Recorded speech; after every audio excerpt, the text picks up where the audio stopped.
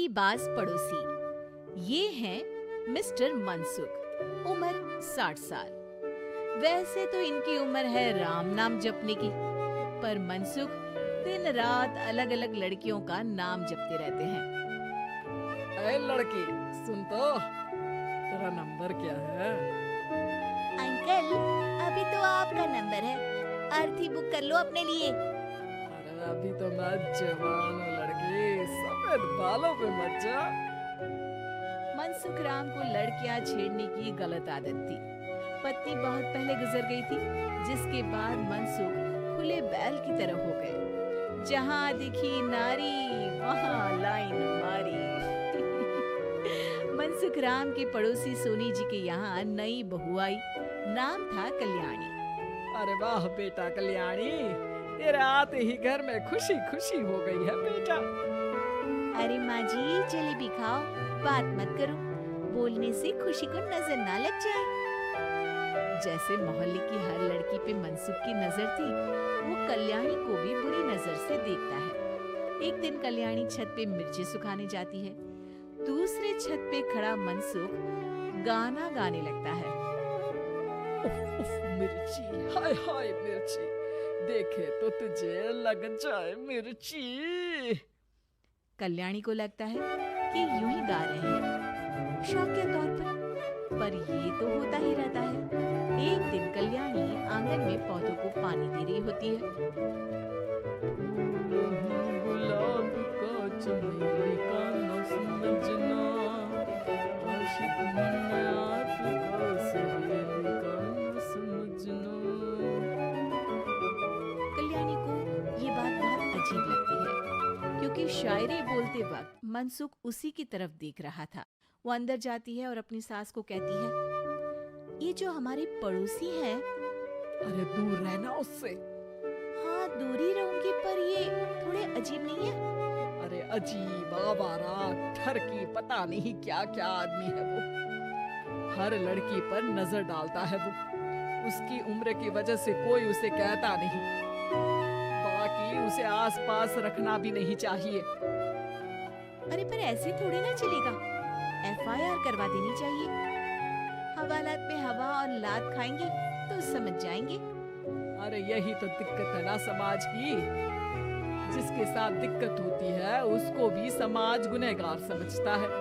लड़की अगर बोल दे कि फलाने ने मुझे छेड़ा है, तो कुछ लोग तो ये कहने लगते हैं कि लड़की की भी रजामंदी होगी ही। ये तो है, पर कुछ तो करना ही पड़ेगा। नहीं बेटा, कुछ मत कर। जबरदस्ती हम किसी से लड़ेंगे नहीं। हमारा परिवार इज्जतदार परिवार है। कीचड़ में जाएंगे तो हम भी तो गंदे हो जाएंगे ना। लेकिन सासू माँ, कीचड़ में जाए बिना गंदगी कैसे साफ होगी? अरे बेटा, मैं तो यही कहूंगी कि तू नई बहू है, अपना रुतबा बना बाकी औरतों में। अपनी समझदारी से, अपने काम से इन चक्करों में मत पड़ बेटा। बहू सास की बात ना चाहते हुए भी मान लेती है। और कई ऐसे मौके आते हैं जब मनसुख बहू पर उल्टे कमेंट्स करता है। जैसे एक दिन जब बहू छत पर सफाई कर रही होती है, तो मनसुख छत पे आकर गाना गाने लगता है। तेरा ध्यान किधर है, तेरा हीरो इधर है, तेरा हीरो इधर है। मेरा ध्यान तो आपकी हरकतों पे ही है, थोड़ा आप भी ध्यान दो कि क्या कर रहे हो आप। बहुत तीखी हो और मुझे मिर्ची पसंद भी है। अरे वाह। बुढ़ाओ कहीं के। बहू वापस अपने कमरे में नीचे चली जाती है। वो किसी को बताती नहीं है कि आज मनसुख ने उसे क्या कहा, ताकि घर में टेंशन ना हो। एक दिन बहू घर के बाहर रोड पर ठेले वाले से सब्जी खरीदने जाती है। भैया, प्याज के भाव कम करो ना, बिना प्याज काटे ही रुला दोगे वरना। तभी बहू की नजर मनसुख पर पड़ती है, जो वहाँ से गुजर रही एक लड़की को देखकर कहता है, शीशी भरी गुलाब की पत्थर पे फोड़ दूं, तेरे लिए तो जाने मन जीना भी छोड़ दूं। लड़की सहम जाती है। उसकी उम्र शायद 18-19 साल की रही होगी।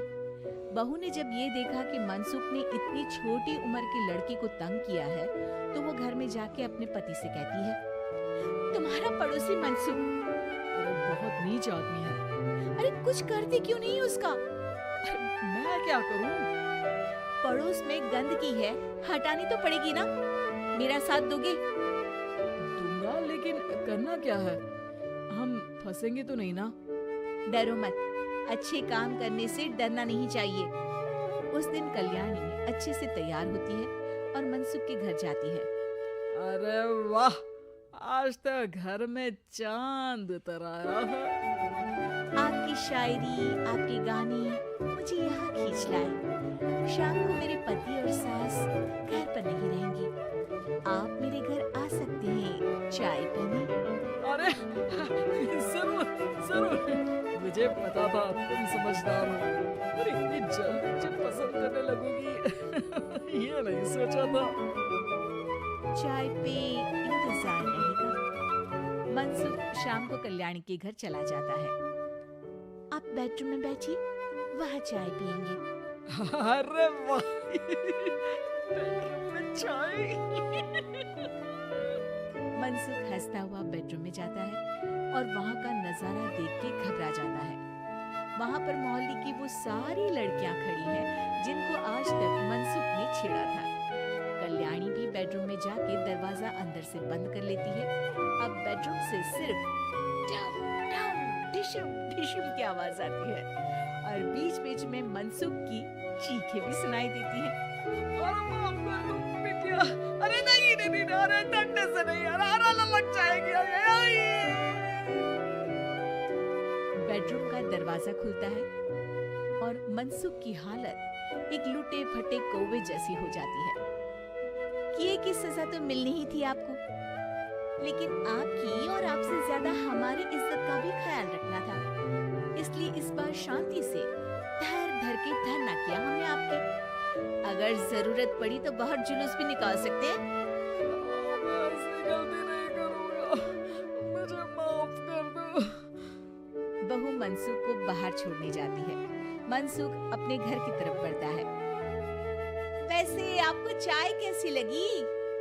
मनसुख अपने दुखते गाल पे हाथ रख के कहता है, कड़क।